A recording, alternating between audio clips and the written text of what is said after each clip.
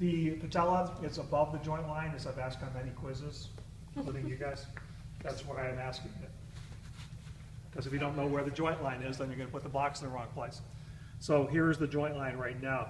So what I want, I don't want is for the knee to do that when I thrust on it, go into hyperextension. So I will do a test drop. Is that okay? Okay, so I'm going to, Walton likes to go like this. I just like to stand straight away, and I'll twist the knee. So I'm going to twist the tibia internally, twist the femur externally. Just going to do a light drop. That was okay. I'm going to tighten it up.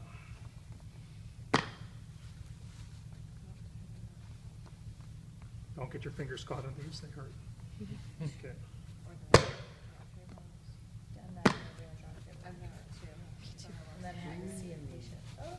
Was Dylan playing with this? Were you playing with my speeder board? It's not set. Oh, shit. Okay. Oh, damn.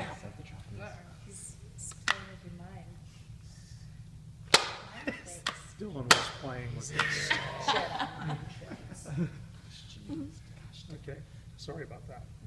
Okay, so and I also like to get it as tight to the joint line as I can. Okay.